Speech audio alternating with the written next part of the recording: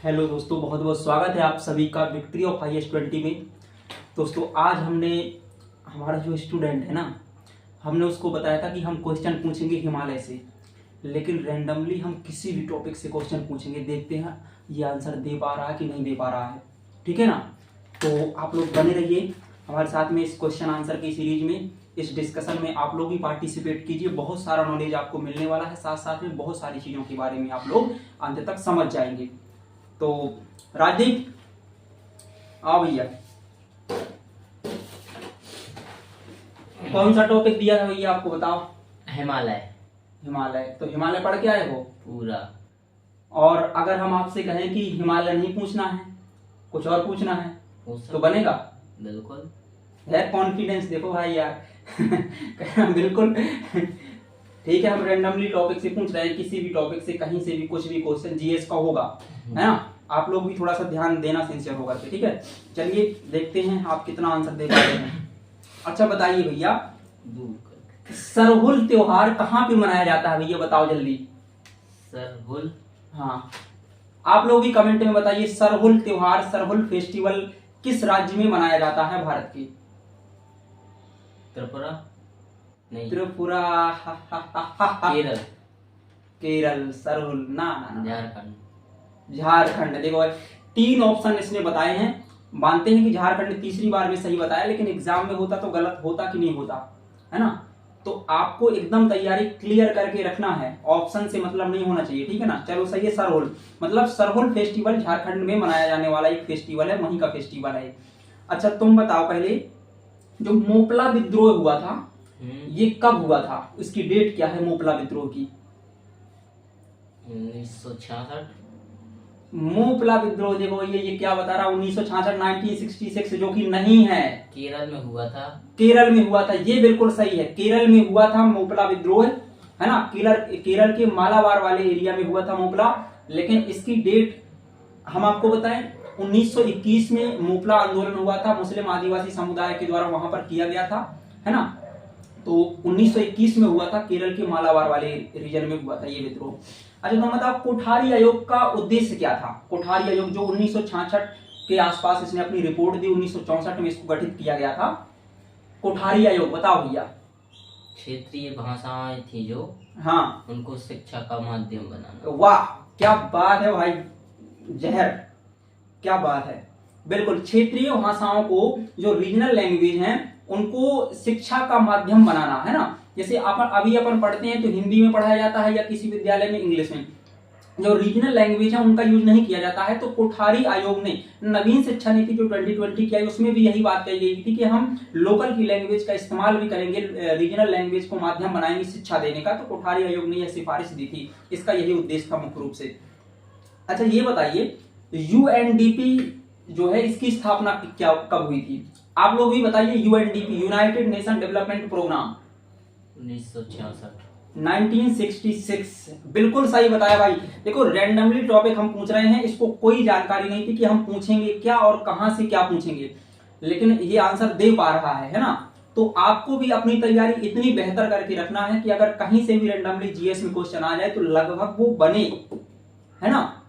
चलिए अच्छा आपसे पूछें, इसरो की स्थापना कब हुई थी? इसरो 1869।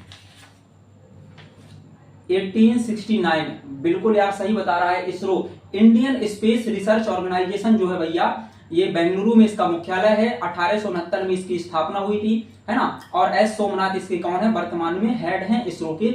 इतनी बातें आपको इसरो के बारे में याद रखना है। अच्छा अब ये बताइए, संविधान तो पढ़ा होगा थोड़ा बहुत।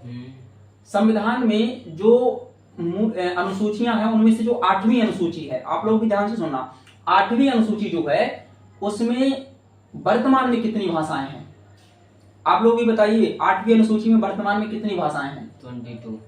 22, बिल्कुल सही है भाई। इसी तरह से आप लोग इस क्वेश्चन के लिए आप जीतते हैं 5000 रुपए का उधार इनाम। अब इनको उधार इनाम दिया जाएगा, अब उधार पता नहीं कब तक चुकता हो पाएगा। 22 भाषाएं थी, बिल्कुल सही बताया है। और मूल रूप से कितनी भाषाएं थी इसमें? 14, बिल्कुल सही है। 14 भाषाएं थी 8वीं अनुसूची में, है ना? चलिए अभी वर्तमान में 22 भाषाएं हैं। अच्छा आप लोग ये बताइए भैया, आप भी बताइए और इनसे भी पूछ रहे हैं भाई साहब जो बैठे हमारे सामने, सन्निकट भविष्य के तहसीलदार जी, है ना, फ्यूचर तहसीलदार हैं, ये बनने वाले हैं, आगे चल करके बनेंगे, है ना, कुछ समय बाद। अब वो समय बहुत लंबा हो सकता है ना। भारत के पहले उपराष्ट्रपति कौन है? सर्वपल्ली राधाकृष्णन। डॉक्टर सर्वपल्ली राधाकृष्णन। भाई ये डॉक्टर लगा दिया करो यार, वो आदमी है ना, उन्होंने इतनी मेहनत से करके डॉक्टरी की है और तुम डॉक्टरी भी लगा रहे है ना। डॉक्टर थे वो, ठीक है, मतलब नाम में डॉक्टर लगता है, उनका डॉक्टरी की डिग्री थी उनके पास। डॉक्टर सर्वपल्ली राधाकृष्णन भारत के पहले उपराष्ट्रपति हैं। 1952 से लेकर के 1962 तक लगातार 10 साल तक ये उपराष्ट्रपति के पद पर रहे। और पहले राष्ट्रपति राजेंद्र प्रसाद हैं, है ना, और पहले भारत के प्रधानमंत्री पंडित जवाहरलाल नेहरू है। आपको याद रखना है, नॉर्मल सी बात है, सबको पता होगा।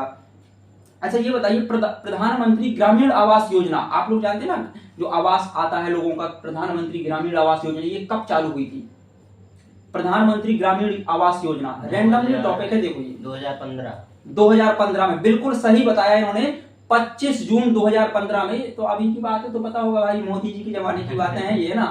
2015 में 25 जून 2015 में प्रधानमंत्री ग्रामीण आवास योजना का शुभारंभ किया गया था। और उसके माध्यम, उससे पहले इंदिरा आवास योजना के रूप में चल रही थी, फिर इसका नाम, इंदिरा का नाम हटा करके प्रधानमंत्री के नाम से जोड़ा गया। कोई भी प्रधानमंत्री है, कोई नाम विशेष नहीं इसमें रह गया, 25 जून 2015 से। चलिए, अच्छा आपदा प्रबंधन अधिनियम कब बना था? 1966 नहीं 2005। 2005 बिल्कुल सही है, आपदा प्रबंधन अधिनियम। अभी आपने देखा होगा ना, जो कोरोना लगा था, तो उस समय कोरोना भी एक प्रकार की बहुत बड़ी महामारी थी, आपदा थी। तो उससे निपटने के लिए जो लॉ इस्तेमाल किए गए थे, है ना, लॉ एंड ऑर्डर का, तो वो कहां से लिए गए थे? आपदा प्रबंधन अधिनियम के तहत उसका इस्तेमाल किया गया था। और ये 2005 में बना था। आपदाओं के आने पर उनके रोकने के लिए जो प्रबंधन करना पड़ता है, लोगों के जो अलग तरीके से उनको सुविधाएं देनी पड़ती हैं, है ना, तो वो आपदा प्रबंधन अधिनियम है, 2005 का है वो। अच्छा आपसे अगर हम यहाँ पर पूछें, नरेगा योजना कब प्रारंभ हुई थी, जो बाद में 2009 में मनरेगा के नाम से जानी जाती थी? नरेगा योजना आप लोग बताइए कमेंट करके। यहां तो ठीक है। अब आपके भरोसे ये क्वेश्चन है, इस तरफ से कुछ नहीं होना है, बिल्कुल टेंशन नहीं लो, यहां से कुछ नहीं आएगा। अब आप बता सकते हैं तो बताइए, कमेंट में जरूर बताइए। नरेगा योजना 2005 में स्टार्ट हुई थी। देखो, आपदा प्रबंधन अधिनियम 2005 का है। नरेगा जो ये योजना आई थी ना, नरेगा, मनरेगा योजना बाद में नाम 2009 में इसका पड़ा था, तो ये भी 2005 में आई थी, है ना। तो नरेगा योजना में लोगों को 100 दिवस का, ग्रामीण लोगों को 100 दिवस का रोजगार दिया जाता था, रोजगार की गारंटी। बात समझ में आई ना, रोजगार गारंटी योजना है एक प्रकार की ये। और इसके अलावा 2005 में आरटीई एक्ट भी आया था, राइट टू एजुकेशन, है ना भाई। 2002 में 86वां संविधान संशोधन हुआ और उसके माध्यम से शिक्षा के अधिकार को मौलिक अधिकार बनाया गया था। फिर 2005 में आरटीई माने राइट टू एजुकेशन एक्ट लाया गया था। तो 2005 में आरटीई, राइट टू एजुकेशन, 2005 में आपदा प्रबंधन अधिनियम, और 2005 में कौन सा भी बताया हमने आपको? मनरेगा, जिसको शुरुआत में नरेगा कहते थे 2005 में, ठीक। तो ये 2005 वाली योजना याद रखना है आप सभी को। अच्छा आप बताइए भैया, भारत का पहला सेमीकंडक्टर प्लांट कहां पर लगा था? ये आपका अंतिम प्रश्न है। अगर ये बन गया तो भैया आज का तुम्हारा सेशन, आपका सेशन है ये, इनका सेशन कहला जाएगा अगर ये प्रश्न बन गया इनका। गुजरात। क्या बात है यार, गजब भाई, गुजरात में मान गए यार भाई इसको भी, है ना। वास्तव में तुम भविष्य के तहसीलदार हो, कोशिश करोगे तो हो, देखो, है ना, सीधी सी बात है। और अगर नहीं पढ़ोगे तो फिर जो हो वो भी नहीं हो। है ना, जो नहीं हो वो हो, समझ रहे हैं आप लोग। ठीक, तो बिल्कुल सही है। गुजरात के साणंद एक स्थान है, वहां पर भारत का पहला सेमीकंडक्टर प्लांट लगाया गया।